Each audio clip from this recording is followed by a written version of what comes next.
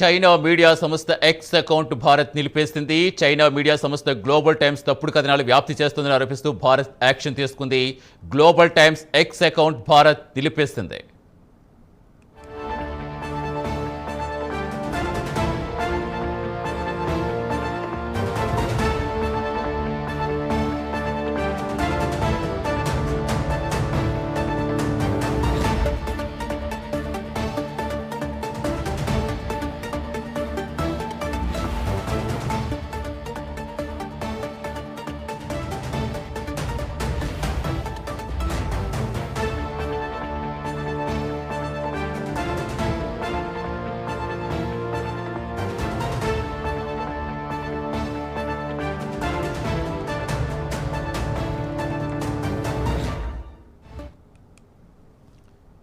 China media సంస్థ X account Bharat నిలిపేసింది. China media సంస్థ గ్లోబల్ టైమ్స్ తప్పుడు కథనాలు వ్యాప్తి చేస్తోందని ఆరోపిస్తూ భారత్ యాక్షన్ తీసుకుంది. Global Times X account Bharat నిలిపేసింది. పూర్తి సమాచారం ఇచ్చేందుకు మా కరెస్పాండెంట్ చంద్రశేఖర్ జనతర్. చంద్రశేఖర్, అసలు ఏ కథనాలు ప్రసారం చేసింది, ఎప్పటి నుంచి ఇలా తప్పుడు కథనాలు ప్రసారం చేస్తోంది, ఏం చెప్పింది ఇంకా భారత్?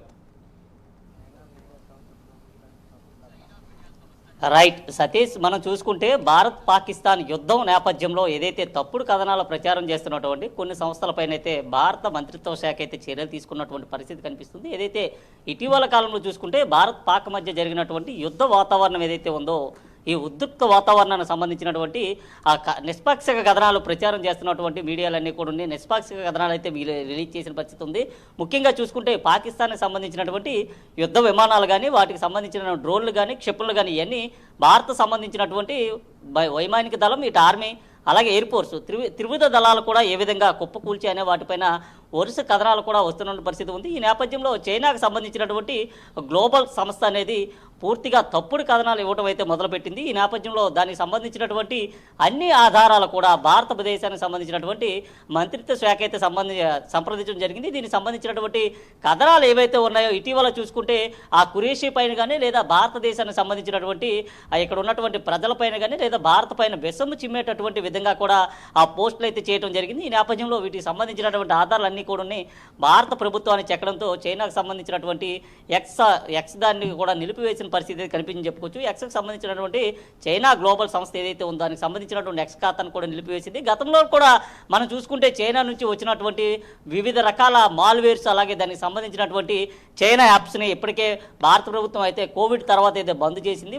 నేను కూడా నిలిపివేసిన పరిస్థితి కనిపించింది. ముఖ్యంగా చూసుకుంటే చైనా మాల్వేర్స్ ఏ విధంగా భారత్లో ప్రవేశించే, ఇక్కడ ఉన్నటువంటి కోట్లాది రూపాయల ప్రజాధనాన్ని ఏ విధంగా కొల్లగొట్టే అనేది గతంలోనే బయటకు వచ్చిన పరిస్థితి ఉంది. ఈ నేపథ్యంలో అప్పట్లోనే చైనాకు సంబంధించినటువంటి సాఫ్ట్వేర్స్ కానీ, లేదా దానికి సంబంధించినటువంటి మాల్వేర్స్ ఏవైతే ఉన్నాయో వాటన్నింటి కూడా నిలిపివేసినట్టు కూడా అప్పట్లోనే మోడీ ప్రభుత్వం అయితే నిర్ణయం తీసుకుంది. అలాగే ప్రస్తుతం కూడా చూసుకుంటే చైనాకు సంబంధించినటువంటి గ్లోబల్ సంస్థ ఏదైతే ఉందో ఇది ఎక్స్వేజిగా కూడా కొన్ని తప్పుడు కథనాలన్నీ కూడా ఇవ్వడంతో ప్రజల్లో కూడా భయాందోళన అయితే వ్యతిరేకమైంది. ఈ నేపథ్యంలో దీనికి సంబంధించినటువంటి క్రాస్ చెక్ చేసేటటువంటి నేపథ్యంలో చైనాకు సంబంధించినటువంటి గ్లోబల్ ఎక్స్ సంస్థ ఏదైతే ఉందో ఇవన్నీ పూర్తిగా అవాస్తవమైనటువంటి సంఘటనలు, అవాస్తవమైనటువంటి ఘటనలు, గతంలో జరిగినటువంటి కూడా ప్రస్తుతం తెరపైకి తీసుకొచ్చింది. దీనికి సంబంధించినటువంటి అంశాలన్నీ కూడా ప్రజలను ఎత్తిపై రుద్దేటటువంటి ప్రయత్నం చేసింది. భారత ప్రభుత్వాన్ని పూర్తిగా దిగజారేటటువంటి ప్రయత్నం చేస్తుంది. ఈ నేపథ్యంలో దీనికి సంబంధించినటువంటి అన్ని విషయాలను కూడా పరిశీలించినటువంటి ఆ మంత్రిత్వ శాఖ అయితే దీనిపైన ఏటు వేసిన పరిస్థితి కనిపించింది. అలాగే